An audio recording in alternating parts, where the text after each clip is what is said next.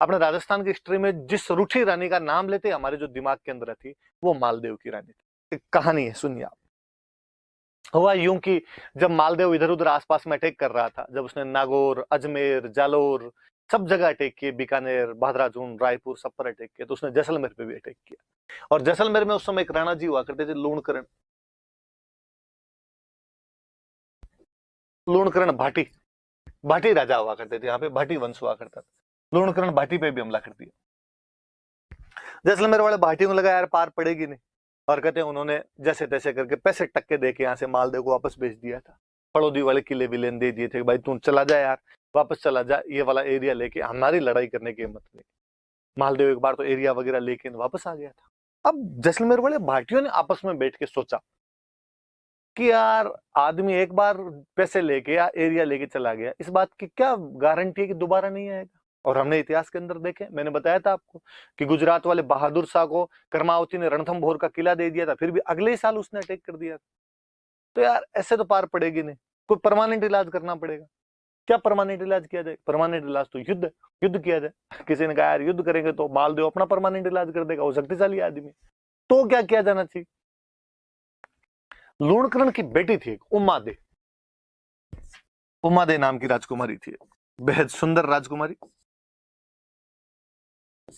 दे का मतलब देवी है भाई, अपने राजस्थानी में देवी लिखते थे। कई राजकुमार उससे शादी करना चाहते थे, और किसी ने सलाह दी कि क्यों ना उमादे की शादी मालदेव के साथ कर दी जाए।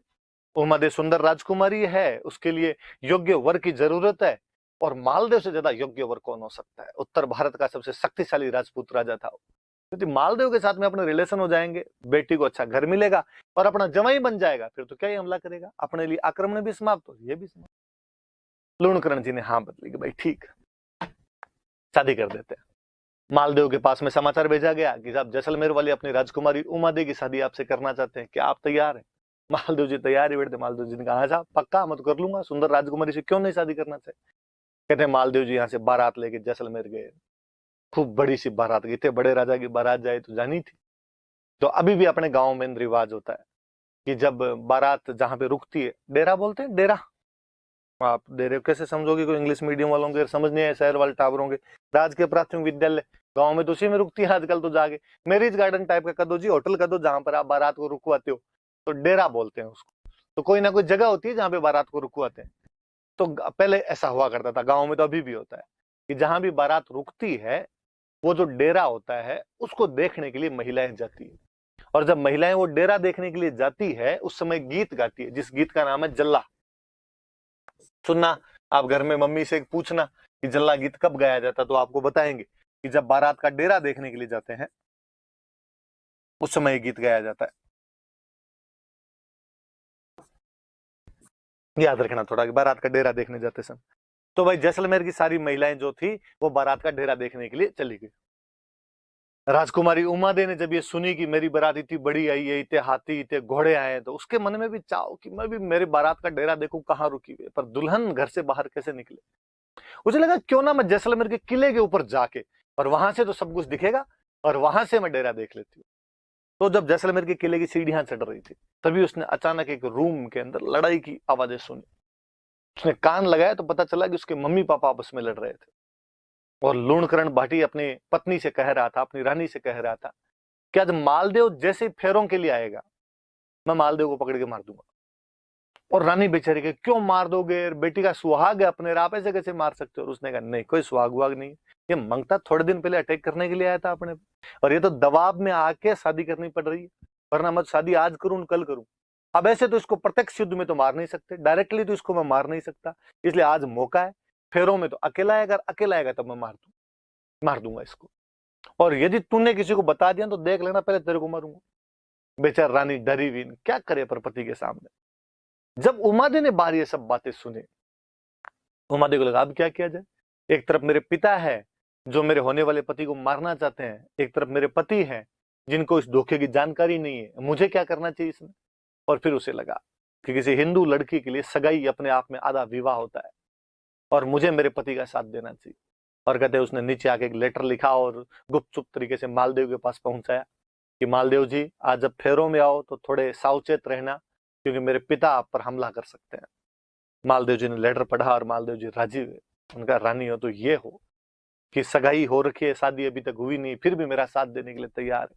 उन्होंने वापस समाचार भेजा कि थैंक यू, जैसे तुम वैसे नहीं मरता इनसे, पर तुमने थोड़ा सावचेत कर दिया तो और ठीक है।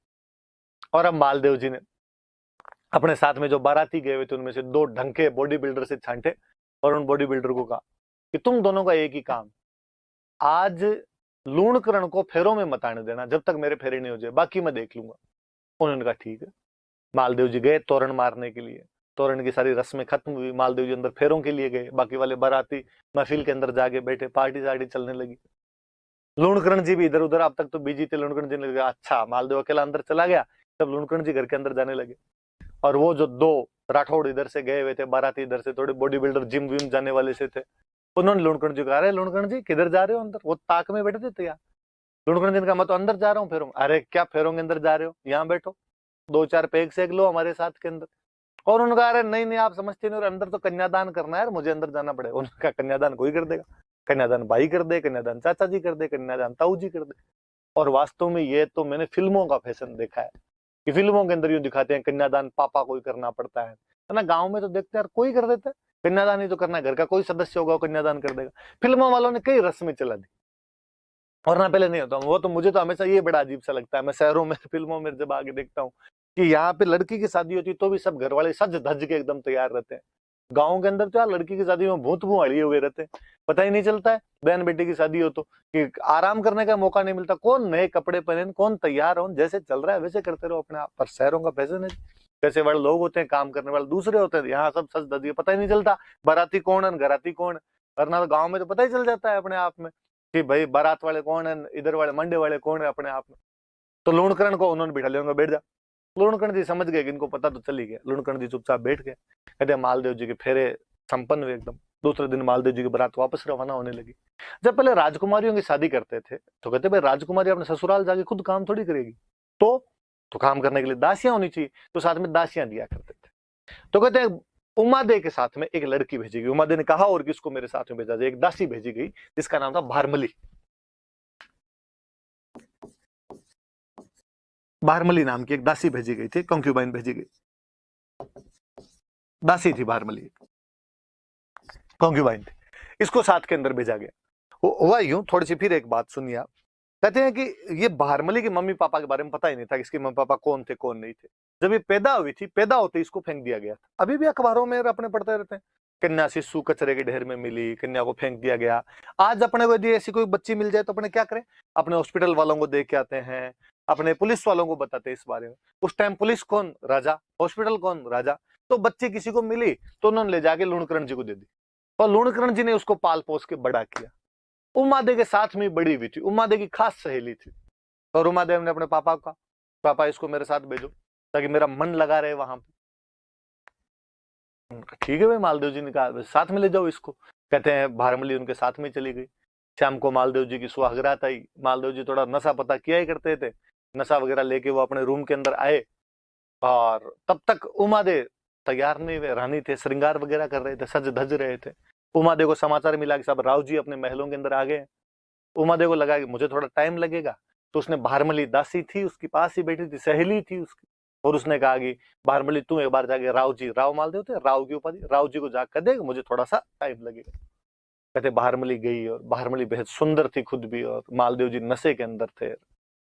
उमादेव को जब इस बात का पता चला कि मेरे पति ने ये गलत काम किया है, उसने मेरा वेट करना ही सही नहीं समझा, और उसने कहा कि ऐसे लिचड़ पति का मुंह तो मैं आज देखूं कल देखूं।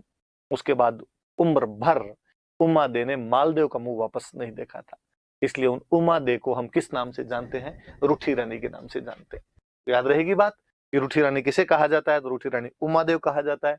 कहाँ की राजकुमारी थी, तो वो जैसलमेर के भाटी राजा लूणकरण की बेटी थी।